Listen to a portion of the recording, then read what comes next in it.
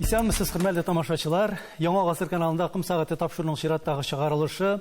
Бүген студиябызның кунагы танылган композитор, бик күп популяр җырлар авторы, музыкант, Татарстанның атказанган сәнгать эшлеклесе Инсаф Хабибуллин.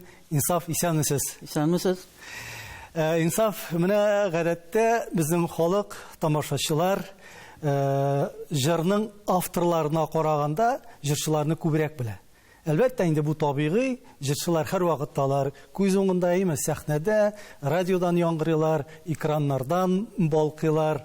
Менә җыр авторы Инсаф Хабибуллин дигәченнән, гәрчә менә безнең тамашачыларда да хәзерге минутта сораулар туарга мөмкин. Туктале, Инсаф Хабибуллинның нинди җырлары бар икән дип, алар хәзер уйлый башлыйлар. Шуңа күрә менә бу синең популяр җырларыңны хәзерге минутта инде без җырлап үтмәсәк тә, тамашачыларга исләренә төшереп үтсәк иде. Инсаф Хабибуллинның бүгенге көндә яңгырый торган популяр җырлары дип сез кайсыларын атап китәр идегез? Иң беренчеләрдән булып инде безнең танылган җырчыбыз Зәйнәп, аннан соң Зөләйлә Трия группасы башкаруында Мин сине яратам җыры иң беренче килеп чыкты инде минем. Аннан соң инде тагын дәвам итеп инде Бұсы соңырақ әзгіна, асын менә Салават Фәтхетдинов башкаруында инде Сандуғаш кирде күңелгә җыры, аннан соң шуннан ук дәвам итеп гармун сөйләй бер егет җыры, аннан соң Йөрәк җыры, Салават башкаруында укыган рәхмәтлебез әткән кәйбезгә, борчылма дигән җыр. Аннан соң инде җырчыларыбыздан иң зур җырчыларыбыздан әйтергә кирәк инде, халык артистларыннан Зөһрә Сахабиева башкаруында Сибелде сөйләннәре җыры. Аннан соң Хәния Фәрхинең менә соңгы концертының 5 җыры минем җыр булды. Шуның концерт исеме дә иң соңгы җыры да истә калсын дигән җыр, менә ул мин язган җыр инде Тәгъзимә Мөхәммәддинова сүзләренә. Аннан соң Гөлдания Хәйруллина бик күп җырларны җырлады минем. Читилидем дигән җырны, Сукланганнар суклансыннар. Менә бүгенге көндә ул Яшигәле дигән җырны репертуарында тота бит инде. Аннан соң инде менә Вагапов фестивале ишеп китте бит инде, яңа тарта җыры. Менә анда минем 3 ел рәттән җыр менә лауреат булдылар. Шуларның иң уңышлысы дип әйтергә кирәк инде Азат Нургалиев башкаруында Торналар авазы дигән җыр булды. Менә аннан тагын күп инде җырлар. Күп, гадәттә бит инде иҗат кешесе ул бит теге җырларның санын санап та бармый, карап та бармый торгандыр, иҗат иткәндә инде сан өчен эшләмисең, шулай бит инде. Шулай да бүгенге көндә менә белүемчә сезнең инде 70 артык эстрада җырыгыз яңгырый, шулай бит. 60-70 җыр инде. Менә мин сине яратамга тукталып үттегез сез җырына, бу җырның бераз тарихына тукталып үтәсе килә. Ялгышмасам, бу сезнең иң беренче иҗат иткән көегез һәм ул Әфганстанда хезмәт иткәндә дөньяга килгән җыр. Шулаймы? Ничек булды аның тарихы менә? Мен музыка мәктәпләрен бетергәч инде, менә мәдәният институтына кирдем бит инде. Шуның беренче курсын бетергәч, армия сафларына алдылар. Менә армия сафларын алгач, мен башта Могилев Подольский дигән Украина шәһәрендә үчеп күттем инде. Шуннан соң инде мине Әфганстанга Кабул шәһәренә хезмәт итәргә җибәрделәр инде.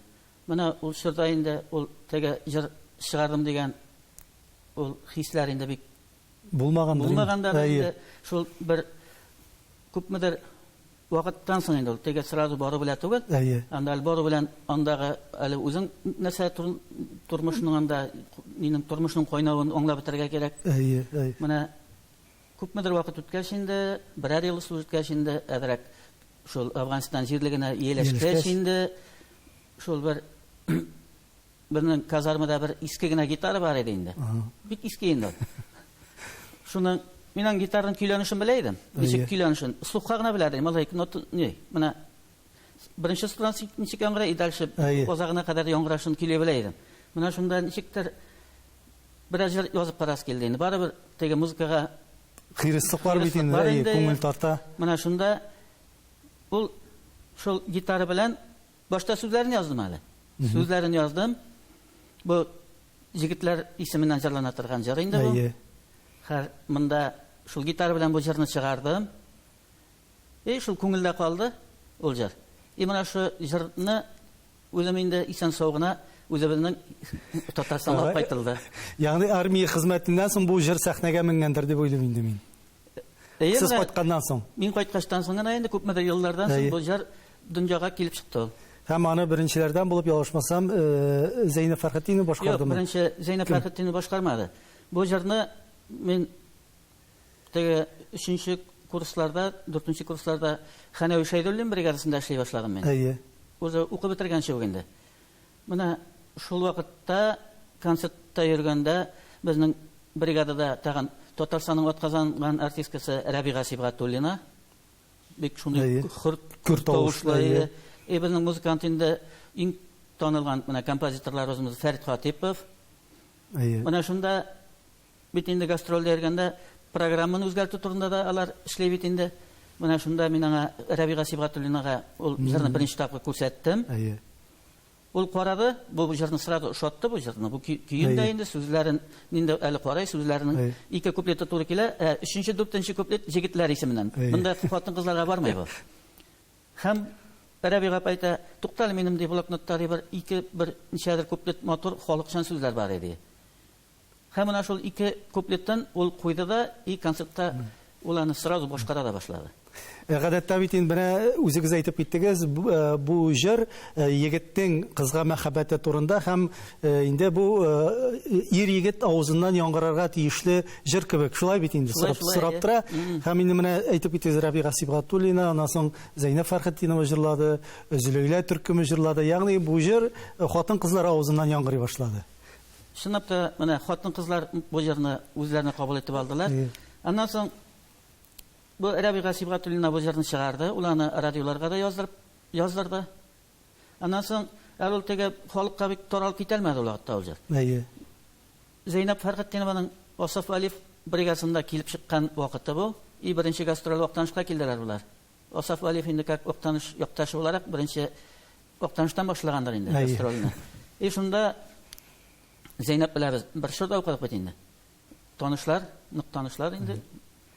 Шунда шушы мин сине яратам җырын Зәйнәпкә күрсәттем. Ул аны сразу кабул итеп алды, ул аны ошатты. Һәм шушы вактаныш концертында җырлай башлады аны. Менә Закасыз миша. Музыкантлары Нәҗип Бәдретдинов иде. Менә алар аны сразу концертка халыкка җиткерделәр. И мин аны ул концертта үзем дә бар идем. Аны халык шундый җылы кабул итте. Зәйнәпнең менә иң беренче сәхнәгә килеп чыккан мәле иде. Менә сезнең тагын бер җырыгызга мин тукталып үтәсем килә. Торналар авазы шулай бит. Менә бу җырның язылу тарихы ничегрәк булды? Чөнки бүгенге көндә менә бу җырныга битараф тамашачы юктыр дип уйлыйм мин. Ул бит инде безнең менә бу татар җыры бәйгесендә җиңеп чыккан җырларыбызның берсе булды, шулай бит. Дөрес. Мин Октанышка эшкә кайткач, үзебезнең якташыбыз танылган шагыйрь Фәнәүс Дәүләтбаев белән таныштык. Ул минем янга үзе килде. И шунда бик күп шигырьләрен кулдан язып килгән иде. И һәрбер шигырьнең астына ул язып куйган, менә шундыйрак көй булсын иде, менә шундыйрак булсын иде. Гүзәлләп язган. Менә аның теләгенә карап инде мин шигырьне укыдым. Шигырьнең чынлап та бит башта истәлеген белергә кирәк. Ул нинди яңгырашта яңгырарга тиеш. Һәм менә шунда торналар авазы дигән җырны иҗат иттем. Менә шул шурда инде Фәнәүс абыйның иҗат кичәсен үткәрделәр. Токталашы авылында. Токталашы авылын беләсездер инде. Гамил Алзалларны, Лена Шәйх, Лилия Габайдуллиналарны авылы бит инде танылган. Менә шул авылда аның иҗат кичәсен үткәргәндә шул җырларның яңгырауы кирәк иде. Һәм мин бу җырны Азат абый Нургалиевка бердем. Ул аны бик тиз генә өйрәнде дә, без шул иң беренче тапкыр бу җырны Токталашы авылында башкардык. Бүгенге көндә бит инде менә электән булган ретро җырларны, популяр җырларны заманча стильдә шактый гына эшкәртеп сәхнәгә чыгара башладылар, шулай бит. Сезнең карашыгыз ничек? Монда алар һәр вакытта уңышлы буламы, әллә инде аларның җитешсез яклары да буламы сезнеңчә? Монда менә шу җырның бит инде чынлыктан да аның нинди стильдә язылганын белеп, ничек башкарылышырга тиеш икәнен башта беренче җырчыны өйрәнергә кирәк. Менә шуны беренче җырчыдан үткәреп җырлаялсаң инде. Үткәреп эшләялсаң. Уздырып эшләялсаң, чынлап та җыр уңышлы килеп чыгарга тиеш. Но инде мен теге Азат абыйга да теге Казан икләренә дә бер каршылыгым да юк. Аларның башкарылыш профессиональ дәрәҗәдә, югары дәрәҗәдә башкардылар. Инсаф, менә сез бит инде эстрадага узган гасырның 90-нчы елларында килгән композитор, шулай бит. Менә инде карасак, 30 елдан артык вакыт узган. Шушы чор эчендә, шушы дәвр эчендә дип әйтик, безнең татар җыр сәнгате нинди үзгәрешләр кичерде дип уйлыйсыз? Менә аның плюслары, минуслары, сез бит инде бар җыр сәнгатендә аны күзәтеп барасыз, шуның белән кайныйсыз, шуның белән яшисез, шулай бит. Менә ниндирәк күзаллаулар бар сездә? Менә бу сез әйткәнчә плюслары, минуслары дигәндә хәзерге җырлар плюска әйләнеп бара. Бик образлы әйттегез сез. Менә бу плюс дигән әйбер минус була инде. Минус була бу очракта. Менә шул элекке җырчылар бит инде тере музыкага җырларлар. Оркестрлары бар, һәрбер җырчының, менә Илһам Шакировның, Әлфия Заловның һәрбер ансамбльләре бар иде. Ул вакытта менә Сорнай ансамбле да бар иде, менә шундый халыкка тере музыка белән күрсәтәләр иде бит инде. Бүген инде менә чынлапта аранжировкага күчелде. Ул компьютерный аранжировканың аның үзенең программасы бар. Менә шул программада эшлиләр. Анда инде ул программадагы инструментларның звугы барыбер бер төрле. Анда барабан да шул бер звукта, бас гитарасы да бер звукта, гитарасы да бер звукта. Менә шул күпме әйбәт эшләсәләр дә менә шул звук яңгырый инде. Менә бер төрле яңгырый. Бер төрле. Менә минем улым малай музыкант монда Казанда. Менә барабанщик.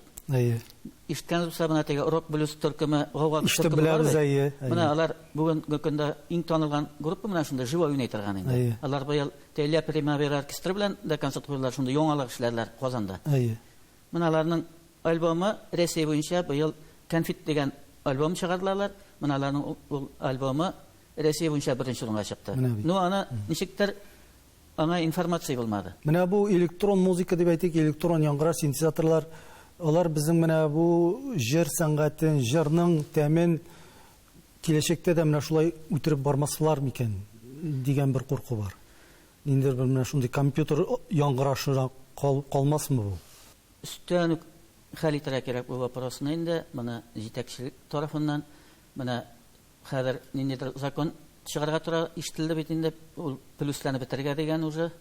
Әле мин бер көн үзебезнең вактанышта гына менә рейс килергә тиеш, монда безне замглаважида. Менә ул уже әле мин ишеткән юк җитәкчелек тарафыннан. Ул беренче тапкыр әйтте, Дилбар Миркасевна, плюсларга давай чик куярга кирәк дип. Менә бит. Менә җырларга килгәндә, җырларның формасы, төзелеше, мин инде монда татар җырларын, текстларын күз уңында тотып әйтәм. Гадәттә алар 3 куплетлы була бит инде, 4 куплетлы җырлар. Кайберләрендә җырларның кушымтасы була. Кушымтасы булмаганда инде куплетның соңгы 2 юлын кабатлап җырлау. Менә бу калып дип әйтик, бу трафарет ничектер туйдырмыймы ул иҗат иткәндә? Яңачарак формаларны эзләү, андый әйберләр бармы, юкмы? Бу бит әле җырчылардан гына тормый. Бу бит безнең халыктан тора. Менә халык нинди җыр теләп, пока шуны эшлиләр җырчылар. Аларга әле тегән ниндидер көйнең башымы, кульминациясымы, анда теге көйнең азагы коды диләр бит инде. Андай өлешле җырлар әле безнең халыкка кирәктер дип санамыйм. Менә халык бит җырны ала да, азагына кадәр үзе кушылып җырлай торган җырлар. Или өстәл артында җырлай торган җырлар. Алар әле менә шушы җырга күнеккән безнең татар халкы. Инде теге шундый күләмле, андай формадагы җырларны инде безнең менә улы композиторларыбыз яза. Менә Рөстәм Яхин алсак, бүтән җырда менә шушы формада язылган. Көйнең башы бар, уртасы бар, кульминациясе бар, и азагы бар. Алар инде романслар дип аталар. Романслар. Менә Илмир Низамовлар, Миләүшә Хәйруллинлар, менә алар шундый типта язадыр дип уйлыйм мин. Менә сез үзегез көй язучы композитор буларак, менә әйтәбез бит инде ул җыр ул шул ук әдәби әсәр кебек, әйме? Кереш өлеше, кульминациясе һәм шишелеше, әйне менә көй язганда дип әйтик, көй күңелгә килгәндә, бу нишкәлекләрен аның уйлап утыру буламы, юкмы, алар искә төшәме? Моның бу җыры шулай булырга тиеш бит әле, менә монда кульминациясе, монда шишелеше дип. Әллә ул ничектер менә шулай үзеннән үзе туамы? җырның формасыннан карарга кирәк инде. Шигырьдән дә карарга кирәк. Шигырь нинди әсәр сорый. Әйе. Анда ул шигырь сорый бит әле монда нинең. Башын сорый, кульминациясын сорый. Менә шул азагын сорый торган шигырьгә шундый көй языла инде.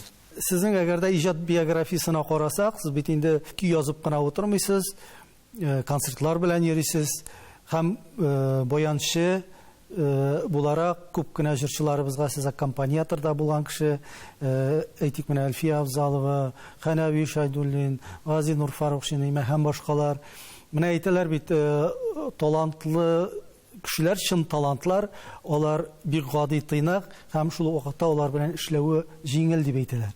Менә сез үз тәҗрибәгездән чыгып нәрсә дип әйтерсез? Кемнәргә уйнарга туры килде концертларда һәм нинди мәгълүмәдә булдыгыз сез менә шушындый талантлар белән? Мин инде иң беренче менә шу Хәнәви Шайдуллин белән башладым бит инде. Мин анда уже укуны бетергәч филармониягә эшкә алган иделәр инде. Улатта филармония директоры Сафин дигән кеше иде. Менә шул гастрольдә йөргәндә мин Хәнәви Шайдуллинның, Рәбига Сибгатуллинаның, Фәрит Хатиповның аларның тәрбиялелегенә, тыйнаклылыгына, аларның шундый мәгънәле сүзләр сөйләвенә шакката иде. Алар чынлап та менә тәрбияле элекке замана кешеләре. Алар әтиянисеннән шундый тәрбия алып үскән кешеләр. Менә Хәнәви абыйның аның артистлар битендә күпчелегенең сөйләмен ишеткәнез бар инде сезнең. Нинди хәлдә сөйләшәләр. Әйе. Әмма Хәнәви абыйның аның сөйләме шундый андый шит сүзләр, тегәшәке сүзләр, андый сүзне мин авызыннан ишеткән дә булмады. Әйе. Менә тәрбияле кеше икәнен күреп тора иде инде. Итәгатьле, тәрбияле. Ие. Ул теге сиңа киңәш тә бирә. Әле ул теге гостиницаларга урнашканда, "Никәш минем белән керәсең?" Без гостиницага урнашабыз, иҗат турында сөйләшәбез. Әйе. Бу китапларын чыгара, әгәр никәш җырлар карайга моннан. Ике җырлар өйрәнәбез инде. Менә ул шу гастрольдә йөргәндә без аның программасын почти алыштырып бетердек яңа җырлар белән. Гастроль барышында. Гастроль барышында. Ягъни гел изләнүдә, репертуарны яңартуда, işte. Ну теге тары җире, киндер җире инде төп җыр булып тора. Төп җыр булып янысы. Хәнәви абыйның бренд җыры йөзен күрсәтә торган. Аннан соң инде менә Газинур абыйга да күп кенә чакларда уйнарга туры килде минем. Газинур абый шундый киң колачлы, шундый яңгырауык тавышлы, зур диапазонлы, тенор тавышлы җырчыбыз бит инде. Без бит икәү бер авылдан аның белән әле теге әйтеп үтәргә кирәк. Мин аны кичкенәдән үк инде тыңлап үскән. Әле кичкенә вакытта уйламагансыздыр да, менә шушы Газинур Фарухшинга кайчандыр аннары сәхнәдә гармон баянда уйнармын дип. Ул кичкенә чакта менә хыял бар иде. Газинур Фарухшинга бер генә тапкыр уйнап карарга баянда дигән. Менә шу хыял тормышка ашты. Менә Газинур Фарухшинга минем инде күп тапкырлар уйнаган бар. Ул инде теге фонограммага җырларга өйрәтмәй. Аңа баян булсын инде. Ул шундый аңа уйнавы җиңел, ул нык шундый ритмлы җырлый. Бер артык җырда көйнең. Артыннан уйнап кына барасың инде. Ярдәм итеп. Менә безнең бит күп кенә авторларыбыз, көй язучылар, композиторлар, шагыйрьләр авыл район җирләрендә дә яшәүчеләр шактый шулай бит инде. Менә сез дә гомер буе Актаныш җирлегендә эшләп иҗат итәсез. Менә тормышның әле башлангыч чорында дип әйтик, иҗатка килгән чорда башка җирлектә, башка урында эшләү мөмкинлеге андай булган идеме, юкмы, әллә инде менә бу Актаныш сезнең инде билгеләнгән максатчан кайтып шунда эшләү урыны булдымы? 89 елларда менә Казанда шундый зур проектлы концерт оештырылды. Аны үзебезнең танылган җырчы Ринат Ибрагимов оештырды бит инде. Ишеткәнез булса. Әйе, булды ул. Рамазан концерты. Әйе, Рамазан концерты. Менә шул Рамазан концертында Хәнәви Шайдуллин белән катнашырга туры килде. Анда әле мине дежурный баянчыда әйтеп куйдылар. Теге кемнәрнең музыкантлары юк, ярдәм итәргә. Әйе.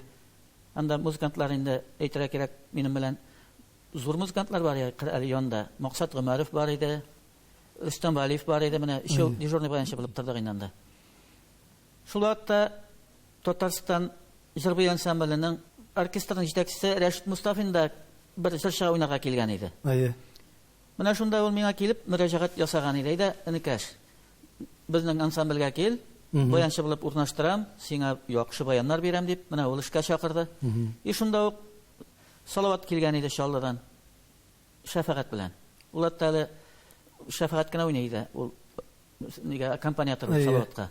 Менә ул вакытта Салаватта чакырган иде, энекәш Чаллыга кил, менә бергә Шәфәгать белән уйнарсыз дип. Менә шундый вариантлар бар иде. Нишләптер инде менә андый әйткән, аларның әйткән сүзләре тормышка ашалмады минем аркада инде. Мин шул филармониягә эшкә алдылар дип әйттем бит инде. Менә шуны эшкә алгач инде безнең Актаныштагы җитәкчеләр мине монда калганны белгәннәр. Мин унытканмын, мен направление белән килгән булганмын икән укырга. Максатчан, кире кайту шарты белән, әйме? Мин азын уныткан да булганмын. Һәм шунда инде безнең Зафатил культура инде Атгамов Казбек Каимович Казан министрлыгына чыккан. Анда министр Таишев иде. Сез белгәнсез инде. Марсель Таишев. Таишев филармония директорына чыккан Сафинга. Һәм мине Сафин чакырып алды менә шу чордада. Инсафты монда да бер проблема туды. Син безгә нык әйбәт музыкант булган идең. Минем сине җибәрәс килмәйде. Но министр сине Актанышка кайтырга куштырды. Синең оказывается направлениең булган икән. Сиңа кайтырга туры килә инде дип әйткәчтән соң инде мин Актанышка кайтып китәргә мәҗбүр булдым. Күңелдә теге авыр хисләр калмадымы? Теге Казанда калу теләге хисләре дип әйтик.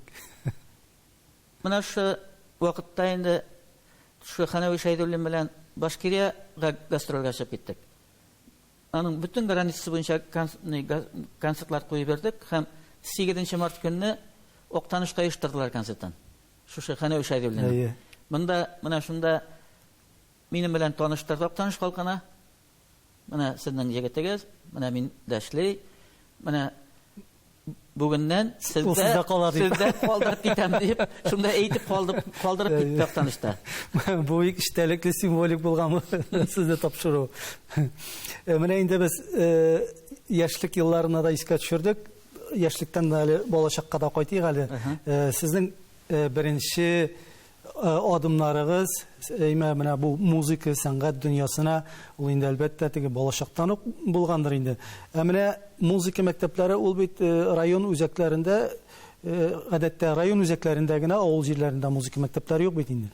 Сезне музыка мәктәбенә укырга бирү нияте ул әтиянидән килдеме? Кем җитәкләп алып барды? Әллә инде сез менә ишетеп, үз теләгегез белән менә мин музыка мәктәбенә укырга барам әле дип үзегез атлап киттегез монда? Әти инде авылда бик уста гармунчы иде. Менә ул миңа кичкенәдән үк инде хромка гармунда өйрәтә башлады. Мин нишләптер бик тиз генә эләктереп алдым. Хәтер генә уста уйный башладым. Моны минем уста уйнаган инде әтияниләр күреп тордылар инде. Һәм 4нче класска җиткәч, әти белән сөйләштеләр. Менә музыка мәктәбенә бирәйек. Моның сәләте бар бит инде дип.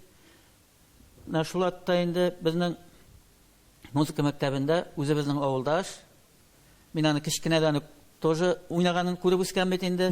Шуның сымак булырга тырышып бит инде. Мирзанов Фарукшин, Газинов Фарукшинның абыйсы, Бертуган абыйсы, шу музыка мәктәбендә укыта иде. Ана шу вакытта инде аңа укырга бирделәр мине, һәм ул шушы музыка серләренә өйрәтте, һәм менә үзе миңа пример булып торды. Менә аның роле ни дәрәҗәдә булды сезгә, менә профессиональ музыкант булып китүдә? Ялышмасам, ул бит инде Мирзанов Фарукшин районның танылган баянчысы һәм әле бүгенге көндә дә эшли, шулай бит. Устаз бит инде ул сезнең. Мирзанов Фарукшин инде ул чынлап та бик уста музыкант. Ул әле теге баянда гына уйна түгел, ул теге Вагыйдәл ансамбленә нигез салучыларның берсе. Менә ул шул шурында кайткан бит инде.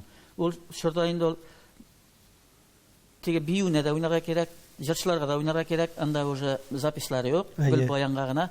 И ул тагын бик уста вокаль ансамбльләр барды. Менә хатын-кызлар вокаль ансамблен, ир вокаль ансамбльләрен, катнаш вокаль ансамбльләре. Ул бит коммунистлар чорында менә шундай вокаль ансамбльләр, хор коллективлары популяр иде. Менә шул номерларны Мирзанов Фарик шун бер үзе алып барып, җырып чыгып, бүгенгә кадәр килтереп җиткерде ул. Сезнең гаиләгә, гаилә тарихына әйләнеп кайтасы килә.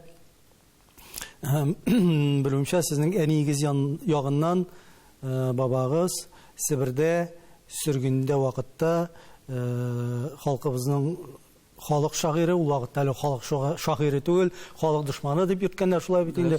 Хәсән Туфан белән танышкан булган, аралашкан һәм инде иреккә чыкканнан соң да Хәсән Туфан сезгә үтешли менә шулай авылга, сезнең йортыгызга кунакка керә торган булган.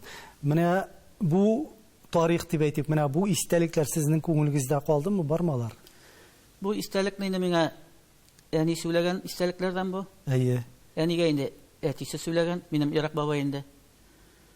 Минем Ирак бабай яшь чагында менә Актанышта бер байның магазинында сатучы булып эшләгән булган. Һәм менә шу бай магазинда сатучы булып эшләгән өчен аны 10 елга хөкем иткәннәр. Себергә хөкем иткәннәр инде. Менә шу Себердә булган чагында Хәсән Туфан да шунда булган. Хәсән Туфан шунда көтүче булган, оказывается. Әйе. Менә сездән тарихыннан беләсең, көтүче булгандыр бит инде.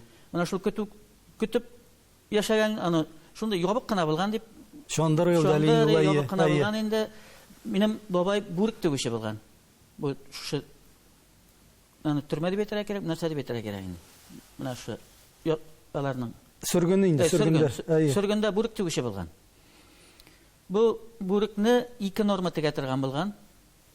Шу 2 норма теккән өчен моңа 2 паяк бергәннәр. Менә шу 2 паякны ул Хәсән Туфан белән бүлешеп ашаган. Менә шу паяк аркасында Хәсән Туфан исән калган. Менә шу алар сөргәндә инде 1947 елда кайтканнар. Һәм менә шу вакытлар үткәч инде Хәсән Туфан инде уже Хәсән Туфан булгач инде уже авторитетлы кеше булгач инде, шагыйрь, язучы булгач, менә шу бабайның яхшылыгын онытмаган. Менә шу 10 ел утырган сөргөнлекне Турлабай книжкасына 10 ел итеп кертеп бергән. Бүләк итеп. Менә шу язмышыбыз. Сезнең Казанда укыган чорыгыз Мәдәният һәм сәнгать институты һәм сезнең укыган факультетыгыз оркестр бүлеге, шулай бит.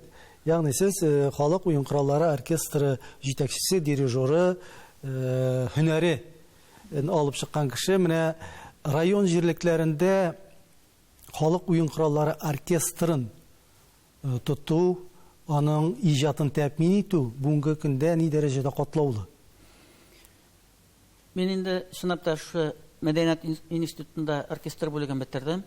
Анда баян буенча инде мен Татарстанның атказанган сәнгать эшлеклесе Аминов Анвар Ахметовичта укыдым. Менә шу оркестровка буенча инде танылган композитор Бату Муликовта укыдым.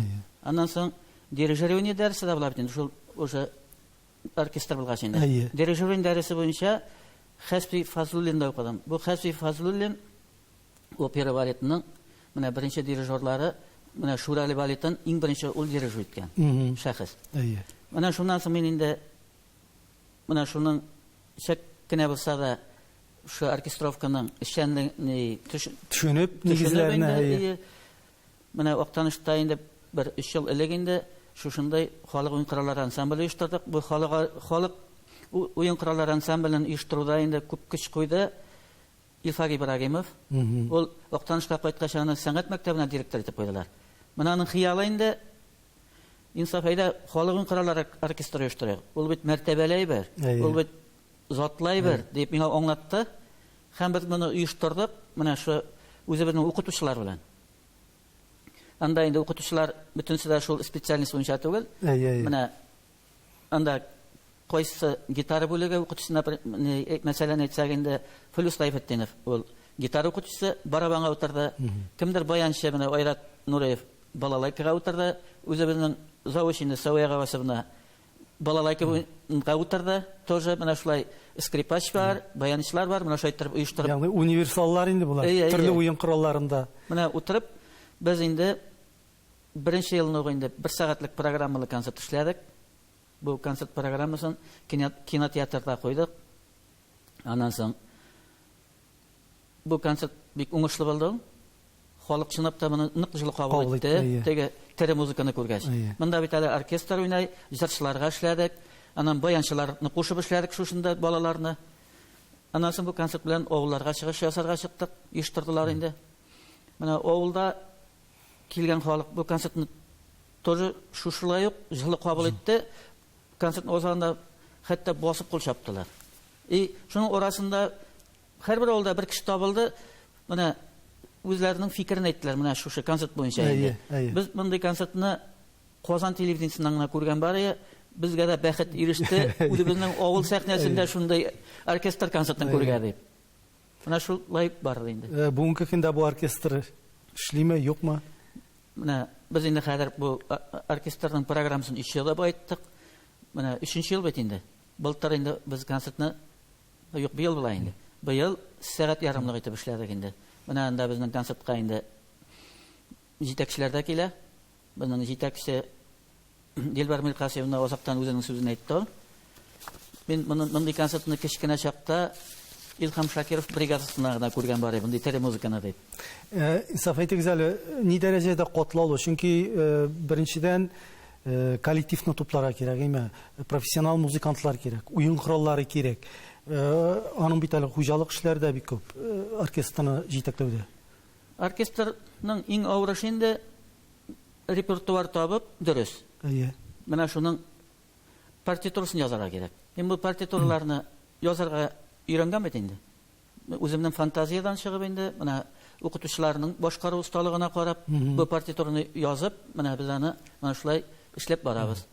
Hali mana o'qituvchilarning o'zlariga rahmat, mana shu orkestrga olinib, vaqt topib o'zlarining kuchini qo'yganga. Bilimcha siz bek uzoq yillar ham bugungi kunda da Oqtanish bolalar muzika maktabida o'qitasiz. Shulay bit. Mana aytgizali, muzika maktabine etiyaniler indi bolaların muzikant bulsun, artist bulsun dipkine yurtmay turganlardır. Ko'pmisi onlarning mana san'at yo'lidan ketib bormi? Mana shunday talantlar chiqib turami? Bunda endi tega bayan bo'ligidan gina aytib o'tib endi bu. Nechikdir san'at maktabining ofisial sag'ini. Umuman olsaq, baribir tega san'at yo'lidan ketuvchilar bor deb aytira kerak. Mana jir bo'yicha ketuvchilar bor. Bu bayan bo'yicha ketuvchilar da bor, fortepiano bo'yicha ketuvchilar da bor, biyu bo'yicha ketuvchilar da bor. Mana anda ko'p bo'lmasa da baribir o'qirga ketib, bizning rasm bo'ligi bor. Rasm bo'ligidan bigarak ko'p endi ketuvchi.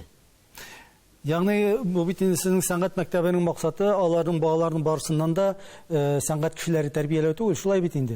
Agarda mumkinligi salati bo'lganlar ular o'sib ketarga ularga yo'l ochila, endi g'adatiy maktabni tamomlovchilarga nindir bir o'zina ko'ra turmush tajribasi ham muzikal tarbiya deb anglarga kerakdir buni. Durust. Bunda etiyanin shuni o'ylab bolasini olib kelaydi. Ko'pmidir ko'lamda bola bir muzika tarbiya olsin uchun, u durust muzika eshitsin uchun, mana bolasi muzika yoqdan tarbiyalab bo'lsin uchun. Mana qo'y bir etiyanilar bor shunday bola tilamasa-da kim aytmoqlaymi, jitaklab, majburiylab nindir san'at maktabine, nindir tugaraklarga biru.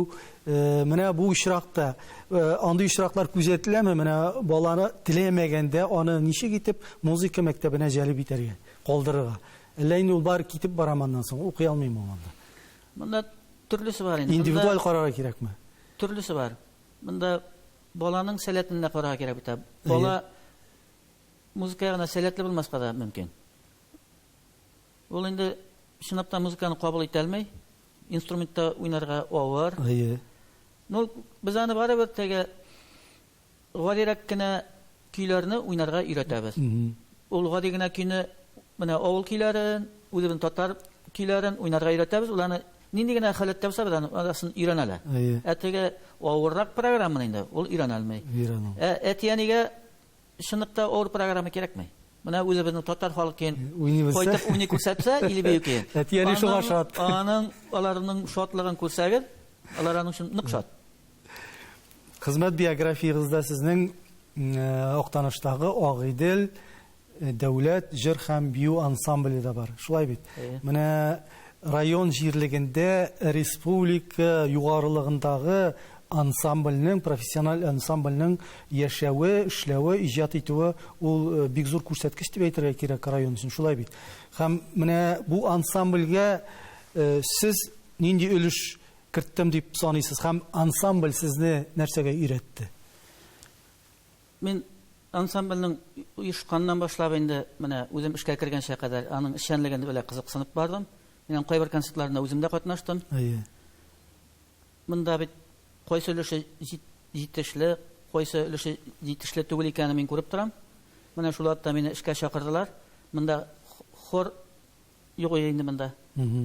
Бию бар, хор юк. Менә ул өлеше слабый. Бию әйбәт кенә концертны күтәреп җибәрә, теге җыр өлешендән да солистлар чыга, аларның теге нинди җырлаганын нада контроль юк инде. Нирәк инде? Слабыйрак инде. Менә җырның концерт дәрәҗәсен төшерә, йомшаграк була инде. Менә шунда мин ул ансамбльнең урта өлешләрендә эшкә кирдем. Хормистр булып мен югыйсә оркестр буенча универсал булырга туры килә. Хәзер хормистрга үзгәрдем.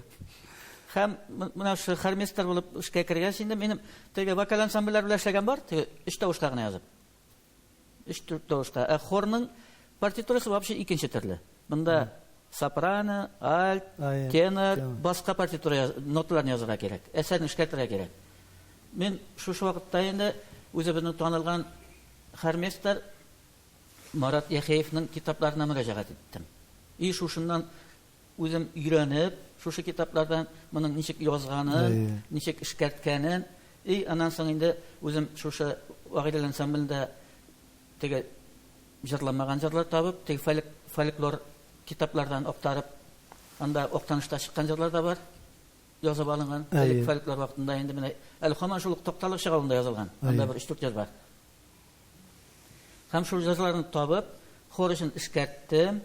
Башлангыч башланып китте. Беренче елны без бер 15 хор эшләдек анда. Концертның формасы вообще үзгәрде. Бер бию, 2 хор. Бер бию, 2 хор, бер бию, солист хор белән тагын. Менә шулай. Формага киттек инде. Моның концертның формасы үзгәрде, йөзе үзгәрде сразу. Халык менә икенче төрле кабул итә башлады. Әлбәттә. Уже профессионал дәрәҗәгә килде. Оценка белән әйтсәк инде, менә 4 лилек булды инде концертның программасы. Ансамбльдән күпме анда кеше менә бүгенге көндә дип әйтик инде. Солистлар, биючеләр инде 6 пар, 8 пар була бит инде анда. Теге хорда хор дисәген хор булмай инде, вокал ансамбль. Вокал ансамбль. Хор состав зуррак була. Анда вокал ансамбльдә 6 пар була инде. 6 кыз, 6 егет. Менә шулай бара. Менә район җирлегендә дип әйтик әйме, шундай дәүләт республика югарылыгындагы профессиональ коллективка кадрлар туплау ул шактый катлаулыдыр, чөнки аңлашыла монда әле Казан дәүләт җыр Татарстанның төп татар дәүләт җыр һәм бию ансамбленә бөтен республикадан, башка төбәкләрдән дә килүчеләр бар әйме. Анда сайлау мөмкинлеге дә район җирлегендә менә кадрларны туплау шактый катлаулыдыр. Артистларны, музыкантларны, җырчыларны, биючеләрне. Әле читтән килүчеләр дә була монда коллективка. Безнең бит инде Актаныш Уфага якынрак. Менә Уфага якынрак булгач, безнең Башкорттан килүчеләр бар. Менә күрше район Яркәйдән җырчылар килде, бер 3-4 ел шекелде. Безнең әле баштагы чорны анда балетмейстер да килде әле. Башкортстанның иң танылган балетмейстерларның берсе, бию куючы Хәлил Ишвердин. Ишкәнегез бардыр. Менә ул да эшләп китте анда. Улың теге аның куйган мәйдан биюе ул инде ничектер икенче формада. Менә андагы көчлелек теге биюнең стержены күренеп тора. Менә ул теге Хәлил Ишвердин ул Мәскәүдә укыган кеше. Аның школасы көчле. Сизелеп тора инде менә аның колы. Әлбәттә укыган кеше инде. Шуның кебек. Көчле менә мәйдан биюен карасаган, күрсәгән булсагыз, или ул интернет челтәрләрендә бар, ачып карарга була. Менә без әңгәмәнең башында искәртеп үткән идек, сезнең менә торналар авазы җыры конкурста җиңү яулаган дип, менә конкурсларга килгәндә сезнең бит җырларыгыз өлкәннәр өчен дип әйтик инде, җырларында гына түгел, балалар өчен язылган җыр конкурсларында да сез шактый дипломнарга ия булган композиторларның берсе. Әйтегез, менә балалар өчен язылган әсәрләрегез, алар ничектер менә үзенең кулланылышын, урынын бу тормышта табып бетерәме? Алар мәктәп дәреслекләренә, музыка дәреслекләренә үтеп керә алалармы, юкмы бу җырлар?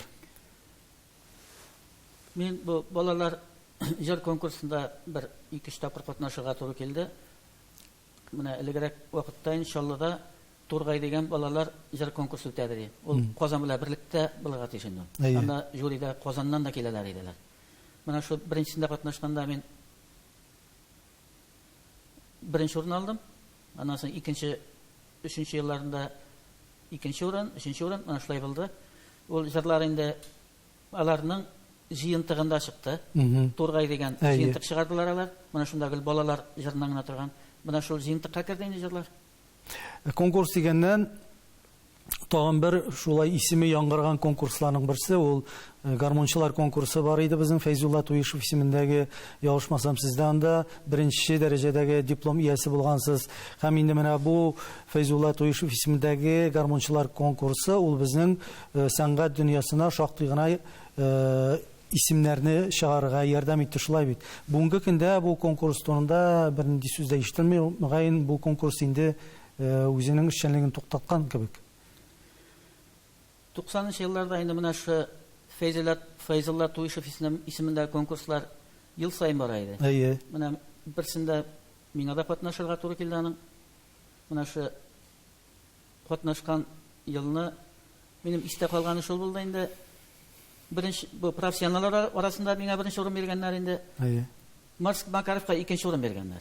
Миңа ул шабыт мәдә инде. Марс Макаровка беренче урын бирә кирәк иде. Ул бит инде югары дәрәҗәдәге музыкант инде. Или ул мин аны тек конкурсның үзендә күрмәдем, ул или Казан зонасында катнашкан булып кына катнашкандыр инде. Менә шунлыкта ул конкурста минем инде шуны әйтәсе килә инде, ул конкурсның беренче урында Марс Макаров булып калган иде. Менә мин шактый күзәтеп барам бу аккомпаниаторларны, баянчыларны. Әйтәсем килә, менә бүгенге көндә безнең яшь башкаручылар, яшьләр арасында баянчылар, гармончылар шактый оста яшьләребез бар дип сез ничек уйлыйсыз? Бүген теге алдагы сорауны дәвам итеп битерәс килә минем. Теге Фәйзулла Туишев конкурсы инде ул, менә хәзерге вакытта уйнагыз гармоннар дип дәвам итеп бара сымак миңа. Менә Камал театры каршында гармончылар җыла бөтен республикадан.